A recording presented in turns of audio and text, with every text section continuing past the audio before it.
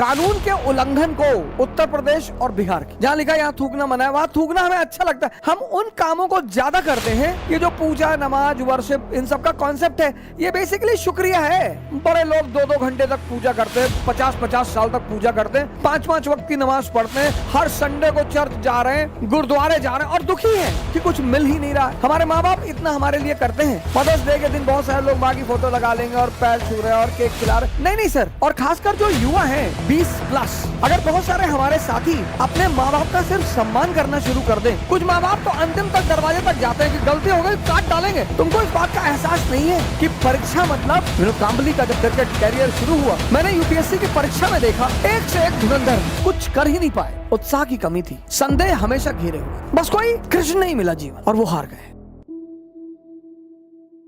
कानून के उल्लंघन को शाबाशी माना जाता है। ये इस देश की साइकोलॉजी है। ये एक बहुत बड़ा रीजन है कि हम इस देश में अपराध को बहुत लेवल तक कंट्रोल नहीं कर पाते हैं। ये बड़ी मनोवैज्ञानिक दशा है इस देश की, विशेषकर उत्तर भारत की। और अगर मैं कहूं, जिसकी वजह से शायद बाद में मुझे बड़ा कोपभाजन भरना पड़े, तो हमारे ही लोग उत्तर प्रदेश और बिहार की। हालांकि ये लक्षण इस देश के समस्त भूभाग में पाए जाते हैं। कश्मीर से कन्याकुमारी और गुजरात से नॉर्थ ईस्ट में बहुत कम है, इतना भी नहीं है, बहुत कम है, लेकिन ये लक्षण पाए जाते हैं पूरे देश में। सबसे ज्यादा है उत्तर प्रदेश और बिहार में।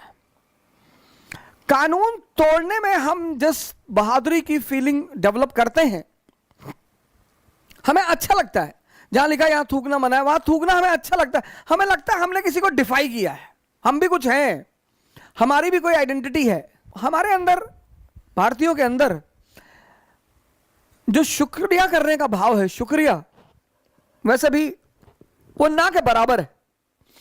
हम कुछ काम करते हैं शिष्टाचारवश, शिष्टाचार दिखाने के लिए, thank you, it's okay and sorry. लेकिन कुछ चीजों को हम बड़ा निगलेक्ट करते हैं। जैसे कैब ड्राइवर आपको छोड़कर आया 10 किलोमीटर तक, उसको रेयरिटी ऑफ रेयर में कोई थैंक यू बोलता होगा सर, क्योंकि वहां कोई अप्रिशिएट करने वाला नहीं है। हम भारतीयों की एक बड़ी गंदी आदत है, हम उन कामों को ज्यादा करते हैं जहां पर अप्रिसिएशन मिलने की संभावना ज्यादा होती है। जैसे होटल, 5 स्टार होटल में बैठे हैं, 20 लोग बैठे हुए हैं, तो वहां पे आप देखेंगे लोग बड़े शिष्टाचारी होते हैं। Excuse me please, will you please bring up a glass of water for me? Oh thank you. ये जो आदत है ना हमारी, ये बड़ी खराब आदत है सर। शुक्रिया, अच्छा लोग शुक्रिया शुरू कहां से करें? पूजा से। ये जो पूजा, नमाज, वर्शिप, इन सब का कॉन्सेप्ट है, ये बेसिकली शुक्रिया है। बड़े लोग 2-2 घंटे तक पूजा करते हैं, 50-50 साल तक पूजा करते हैं, कुछ नहीं मिलता। 5-5 वक्त की नमाज पढ़ते हैं, हर संडे को चर्च जा रहे हैं, गुरुद्वारे जा रहे हैं और दुखी हैं कि कुछ मिल ही नहीं रहा है। जहां तक मेरा अनुभव कहता है सर, अगर आप अपने प्रतिपल जीवन की सिर्फ शुक्रिया अदा करें, तो वो जो भगवान है, प्रभु है, अल्लाह है, गॉड है, वो आपको बहुत कुछ दे देगा। क्योंकि शुक्रिया कहने में, जैसे हम लोग हैं, ये लंबे समय तक मुझे खुद भी समझ में नहीं आया। हमारे माँ बाप इतना हमारे लिए करते हैं, लेकिन हम उन्हें शुक्रिया नहीं कहते। मदर्स डे के दिन बहुत सारे लोग माँ की फोटो लगा लेंगे और पैर छू रहे हैं और केक खिला रहे। नहीं सर, ये लगातार किया जाना चाहिए। और खासकर जो युवा हैं 20+, क्योंकि जो भी 20+ हैं, 25+ हैं, उनके फादर मदर बुजुर्ग हो रहे होंगे, और बुजुर्गियत में प्यार बहुत बड़ी भूमिका अदा करता है।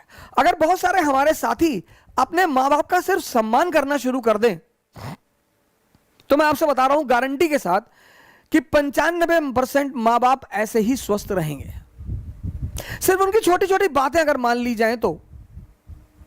बुढ़ापे में जवान बच्चों को डांटना एक मजा है सर।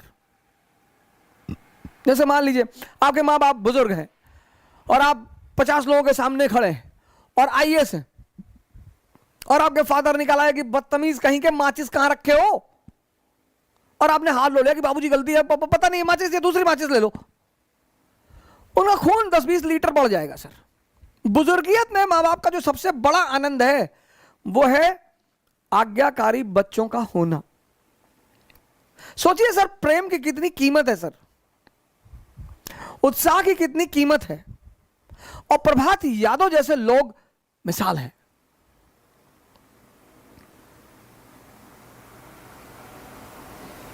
इस दौर में मैं तो यह तो जानता ही हूं सर कि संकट का कोई भी दौर हो, जैसे एग्जाम देने ही बच्चे जा रहे हैं, उसी समय सिर्फ मां बाप इतना बोल देंगे जाओ तुम फाड़ दोगे।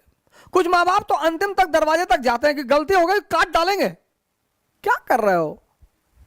तुमको इस बात का एहसास नहीं है कि परीक्षा मतलब दबाव।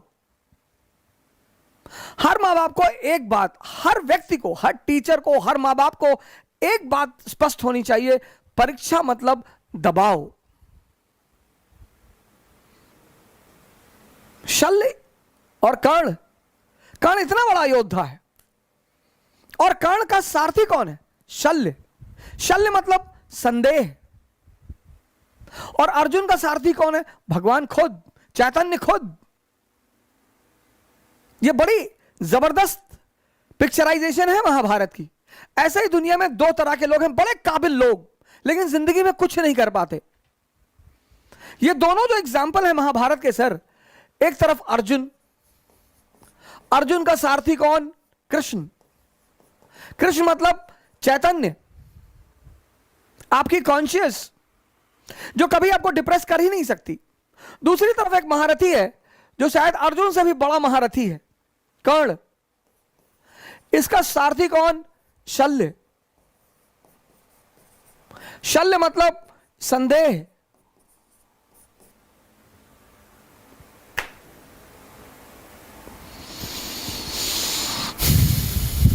जीत में, अब ये मैसेज वाली बात है सर, अगर इन कहानियों से भी आपको संदेश नहीं मिलता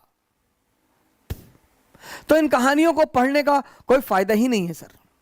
इन कहानियों को जानने का कोई औचित्य ही नहीं है सर। हम सब, कर्ण ज्यादा बड़ा महारथी है, ऐसे मैंने अपने जीवन में देखा, अपने बड़े सारे मित्रों को देखा, बड़े सारे ऐसे लोगों को देखा जो बहुत बड़े उदाहरण थे। विनोद कांबली, विनोद कांबली का जब क्रिकेट कैरियर शुरू हुआ तो जो क्रिकेट के पंडित थे उन्होंने तो बड़ी बड़ी भविष्यवाणियां कर रखी थी। मैंने यूपीएससी की परीक्षा में देखा, एक से एक धुरंधर, कुछ कर ही नहीं पाए। एक से एक धुरंधर, एक से एक। साइंस पे पकड़ है, इकोनॉमी पे पकड़ है, पॉलिटी पे पकड़ है, ज्योग्राफी, हिस्ट्री, ऐसा कोई सब्जेक्ट ही नहीं जो उन्हें ना आता हो, ऐसा कोई विषय ही नहीं जो उन्हें ना आता हो। लेकिन वो युद्ध कभी जीत नहीं पाए। उत्साह की कमी थी, संदेह हमेशा घेरे हुआ था। बस कोई कृष्ण नहीं मिला जीवन में और वो हार गए। जहां भी युद्ध है वहां चैतन्य की जरूरत है, वहां उत्साह की जरूरत है, वहां प्रेम की जरूरत है। कभी कभी छोटी छोटी घटनाएं बड़ी बड़ी घटनाओं को जन्म देती हैं। एक मैं आपको एग्जांपल देता हूं, चौरी चौरा। चौरी चौरा बड़ी छोटी घटना है, चौरी चौरा, लेकिन इस घटना से एक बहुत बड़ी घटना घटी। क्या? End of non cooperation movement. इसलिए इस घटना को याद रखा जाता है क्योंकि इसकी वजह से एक और बड़ी घटना घटी, जैसे काकोरी रॉबरी। अब ब्रिटिश काल में 1925 पता नहीं कितनी रॉबरियां हुई, लेकिन यह रॉबरी आधुनिक भारत के इतिहास में बहुत इंपॉर्टेंट है। क्यों क्यों इंपॉर्टेंट है? क्योंकि इसने जो दर्शन था अतिवाद का, एचआरए जो थी, एचआरए हिंदुस्तान रिपब्लिकन आर्मी जो 1924 में बनी थी, मुंबई अटैक हुआ। जब मुंबई हमला हुआ, मुंबई अटैक, तो यूएस ने लश्कर ए तोयबा पे बैन लगा दिया।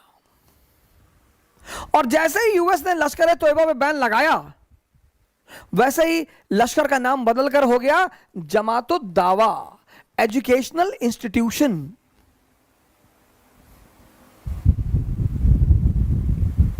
उसके vice chancellor Hafiz Saeed, alumni Ajmal Kasab.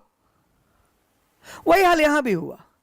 HRA बनी हिंदुस्तान रिपब्लिकन आर्मी, 1924 आर्मी, और फिर इन लोगों ने काकोरी रॉबरी कर डाली। पैसे की जरूरत थी, क्योंकि बिना पैसे के कोई संगठन चल नहीं सकता,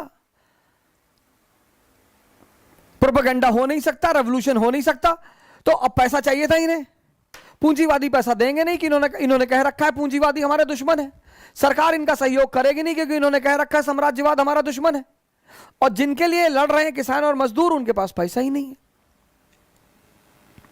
तो फिर इन्हें सरकारी खजाना लूटना पड़ा। लेकिन जैसे इन्होंने सरकारी खजाना लूटा, गवर्नमेंट सारे युवाओं पे टूट पड़ी, पकड़ो और लटकाओ। और युवा कौन है? आधुनिक राजनीति की रीढ़ की हड्डी है, मॉडर्न मास पॉलिटिक्स की स्पाइन है वो। हर पॉलिटिकल पार्टी का यूथ विंग है। कांग्रेस का यूथ विंग है, समाजवादी का यूथ विंग है, बीजेपी का यूथ विंग है, हर पार्टी का यूथ विंग है। एल्डर्स क्या करते हैं? पॉलिसी बनाते हैं। यूथ क्या करते हैं? इंप्लीमेंट करते हैं। और नेताओं की फैक्ट्री किसे कहा जाता है? यूनिवर्सिटीज को। इसलिए लगभग सभी प्रमुख यूनिवर्सिटियों में छात्र संघ है। तो जब सरकार युवाओं पर टूट पड़ी और युवाओं को लटकाया जाने लगा, तो फिर बुजुर्गों को चिंता हुई और लाला लाजपत राय ने तुरंत मीडिएट किया। युवाओं से कहा कि देखो, हिंसा का रास्ता छोड़ दो, हिंसा से कुछ मिलेगा नहीं। भगत सिंह ग्रुप ने कहा ठीक है, छोड़ देते हैं। तो एचआरए बदलकर बन गई HSRA, Hindustan socialist Republican association. इसलिए इस घटना का महत्व है। काकोरी ने एक दर्शन में परिवर्तन ही कर दिया। मुंबई अटैक ने एक दर्शन में परिवर्तन ही कर दिया।